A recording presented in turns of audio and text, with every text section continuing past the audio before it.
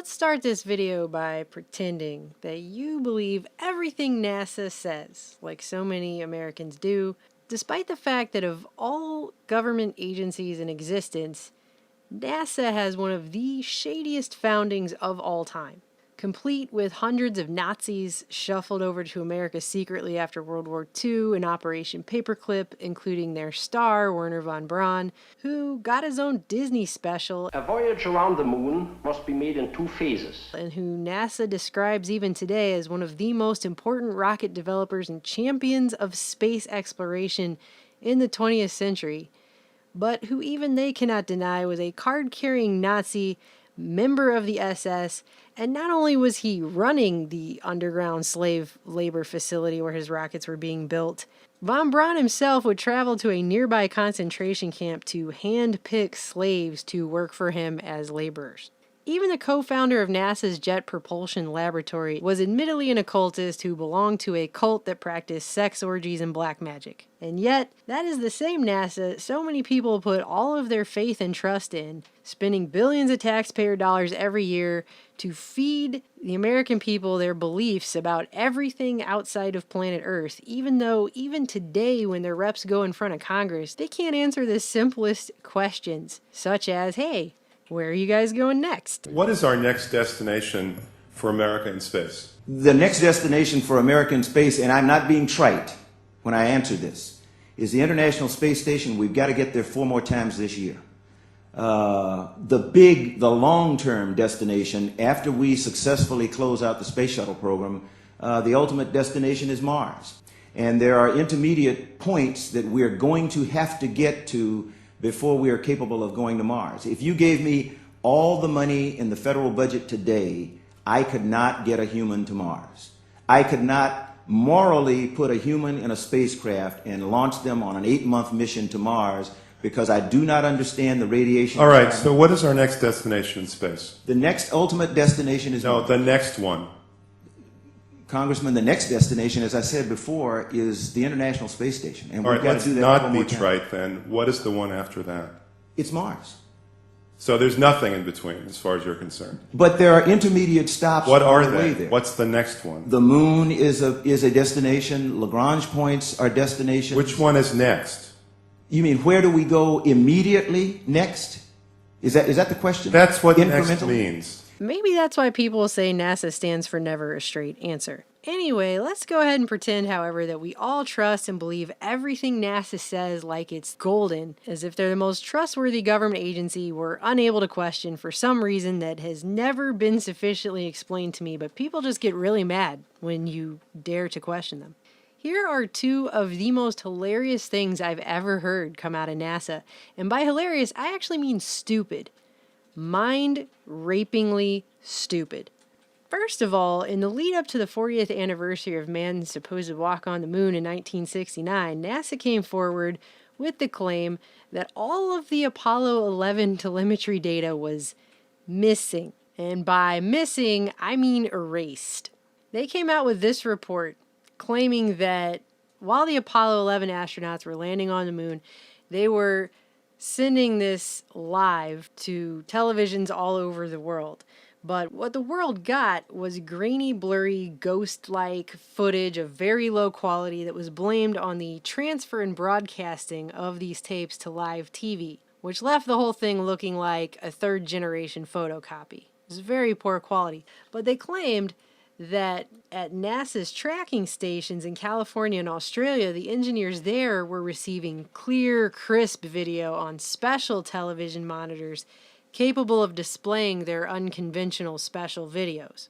So what they were seeing was all crisp and clear, and you could see everything, but what everyone else got on live TV was really poor quality. Turns out after that broadcast, the engineers at those stations never saw those telemetry tapes ever again. This is what they claim. And they had this Herculean effort where they got all these people together and they interviewed all these people and they went to hunt down these tapes, and they spent 3 years trying to find out where the telemetry tapes went from what we are still today told was possibly the most monumentous thing that human beings did ever in the entire 20th century. But in their own report, they admit that aside from a few canisters of Apollo 9 telemetry tapes still stored, the Apollo era telemetry tapes no longer exist anywhere. They're gone. That's right. But it gets better because they taped over it, and Hollywood is gonna fix it. So NASA lost their footage of landing on the moon, but Hollywood's gonna restore it. It becomes like a Three Stooges episode. As you read this article, it just gets more ridiculous. So this is the Associated Press, July 17th, 2009. NASA could put a man on the moon, but didn't have the sense to keep the original video of the live TV transmission. Oops. In an embarrassing acknowledgement, the space agency says Thursday it must have erased the Apollo 11 moon footage years ago so it could reuse the tape. That's right, so it could reuse the tape that it was on. So it isn't just that it got lost, it got purposefully erased because they needed to reuse that tape for something else that was more important than the original footage of man walking on the moon.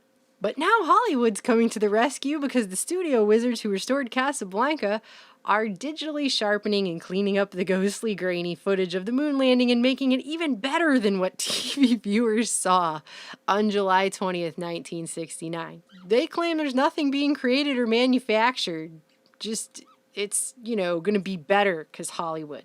They go through and talk about this refurbishing effort, and they got this guy, Nafzger, who said that after the huge search began 3 years ago for the old moon tapes, they were led to the inescapable conclusion that 45 tapes of Apollo 11 video were erased and reused. The original videos beamed to Earth were stored on giant reels of tape that contained 15 minutes of video along with other data from the moon. In the 70s and 80s, however, NASA had a shortage of tapes, so it erased 200,000 of them and reused them. They had billions of dollars, but they couldn't afford some extra tapes. They just, you know how it goes. You just gotta... Nafzger, who was in charge of the live TV recording back in the Apollo years, said they were mostly thought of as data tapes, and it wasn't his job to preserve history, he said, just to make sure the footage worked. In retrospect, he said he wished NASA hadn't reused the tapes. Oh, he does he?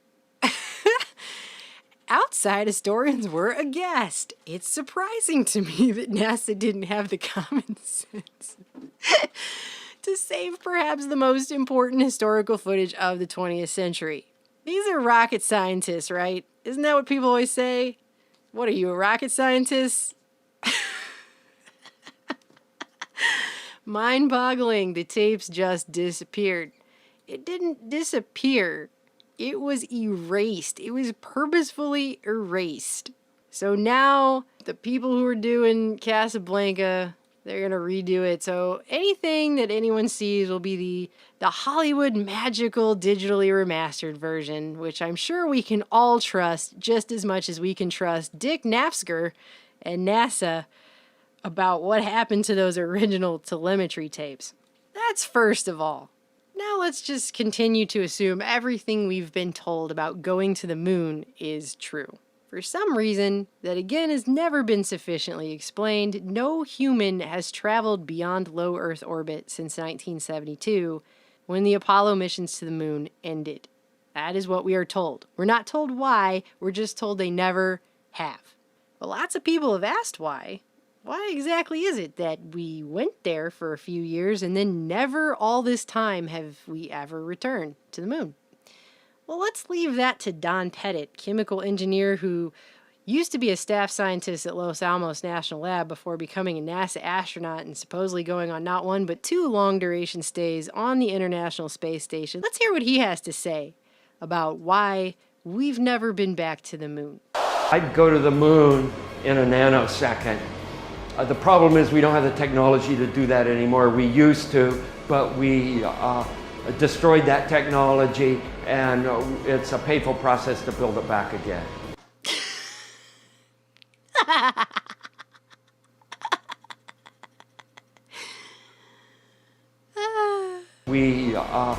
destroyed that technology, and it's a painful process to build it back again.